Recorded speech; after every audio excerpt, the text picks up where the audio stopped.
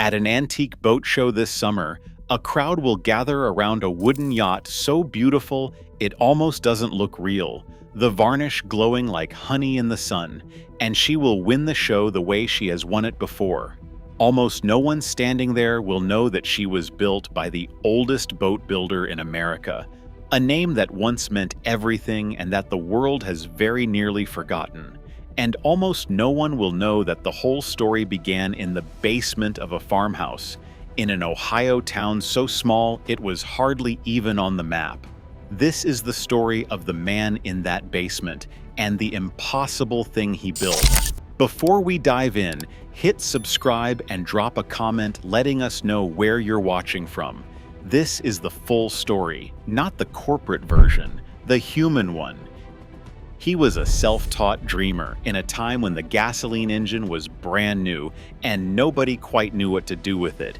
He had no money to speak of and no famous name behind him, just a pair of clever hands and a picture in his head of a boat that was strong and fast and beautiful all at once. So he started building them in his own basement, in a little farm town in the middle of nowhere, a place where boats were just about the last thing anyone expected to come from. And the boats he built down there were so good that the world came looking for him. Because just a few years later, one of his boats lined up against the best in the country and won the very first running of the greatest motorboat race in America. Think about that for a moment. A kid from an Ohio basement, with no pedigree and no fortune, built a boat that beat everyone. That should have been the proudest moment of his life. But here is the thing that tells you who this man really was. Winning wasn't enough for him. He didn't want to build the fastest boat. He wanted to build the perfect one. And what he did next, almost nobody in the history of boats has ever done. He was burned out, worn down from the pressure of building a company from nothing. So he built himself a grand wooden yacht, loaded up his entire family, his wife and his children, and he set out to sail almost 9,000 miles around half of America, down the Mississippi, into the Gulf, around the tip of Florida, all the way up the East Coast, and back home to the Great Lakes. A full year on the water with the people he loved most. And it was the first time in history a private family had ever done such a thing. But it wasn't just an adventure. Every single day of that journey, he was learning, writing down everything the water taught him about what a boat needed to be safe and steady and dependable. He sailed his own children through 9,000 miles of open water to learn how to keep other families safe. And every boat he built afterward carried the lessons of that voyage in her bones. When he came home, the world had changed for him. A town on Lake Erie wanted him so badly they offered to bring his whole operation there, and when he went, 25 families packed up their entire lives and followed him because they believed in him that much. And from that little lakeside plant came some of the most breathtaking boats this country has ever seen.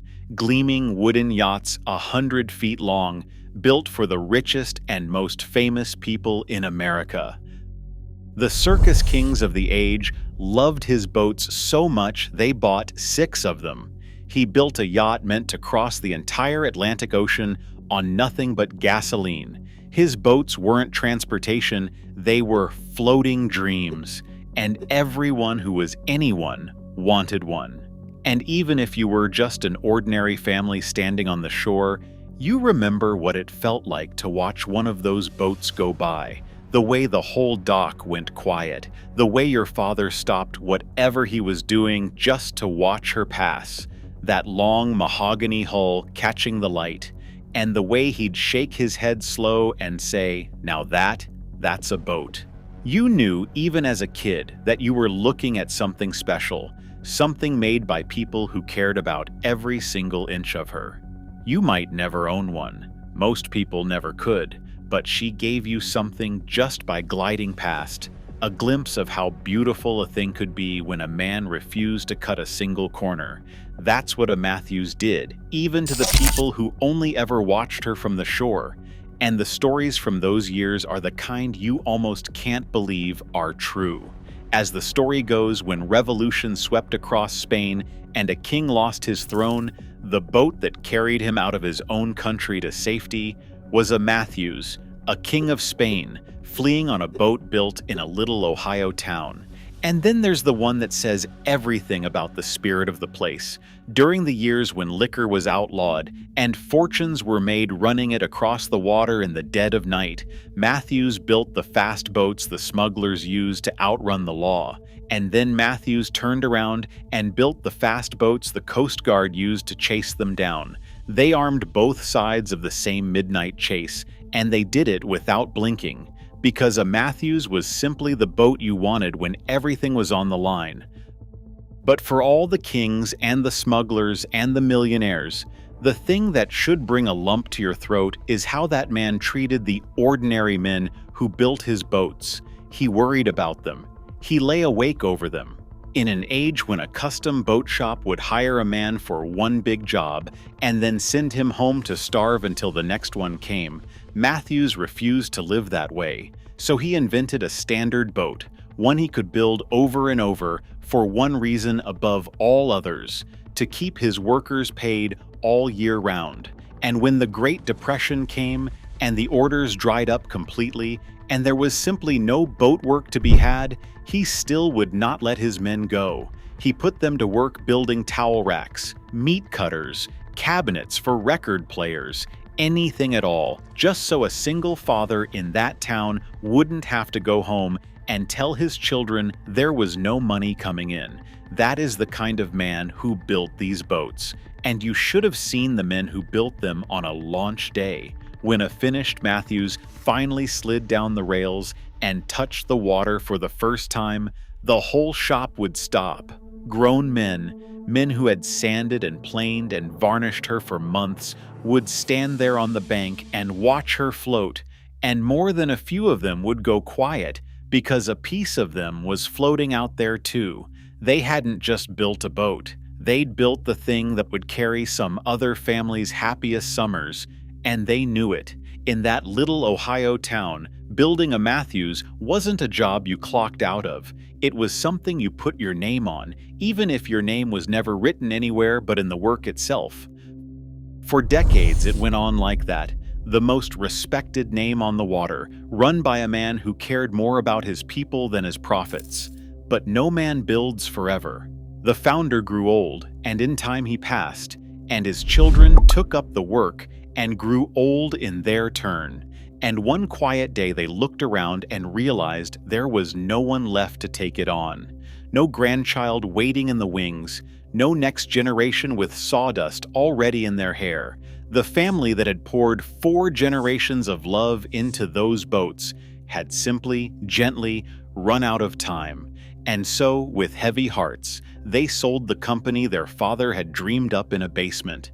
And here is where the most beautiful boat builder in America met the one enemy it could never outbuild. Not a rival, not a villain, not a greedy corporation, just time itself. Because the world had fallen in love with something new, a cheap and tough and modern material called fiberglass, and almost overnight nobody wanted a hand-built wooden hull anymore, no matter how gorgeous she was.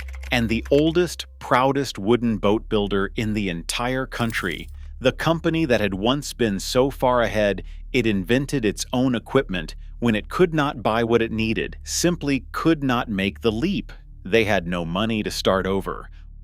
What happened at the very end is almost too sad to say out loud. The proudest wooden boat builder in America, the basement dreamer's life work, was reduced to buying its hulls from a factory across the ocean in England, shipping them all the way across the Atlantic, and bolting their own beautiful wooden cabins on top of someone else's hull. The company that had taught America what a boat could be couldn't even build its own bottom anymore, and it still wasn't enough. The orders kept shrinking, the world kept turning, and in 1974 the last Matthews ever made rolled quietly out the door. After 85 years, the lights in that plant went dark for the last time, and the oldest boat builder in America was simply gone. But you cannot kill a thing that was built with that much love. Not really, because those boats are still here. At that show this summer, and at 100 others, the wooden Matthews yachts still gather, still gleaming, still turning heads, still winning, kept alive by people who understand exactly what they're holding in their hands. They call them an endangered species now, and they guard them like treasure, because they know that when the last one is gone, something irreplaceable goes with it. The basement is gone, the plant is gone, the man is long gone, but on a sunny dock somewhere this weekend, a Matthews is still the most beautiful thing on the water, and as long as even one of them is still afloat, that dreamer from the little Ohio town is still out there, still showing us what one pair of clever hands can do. Run your fingers along her rail sometime, if you ever get the chance.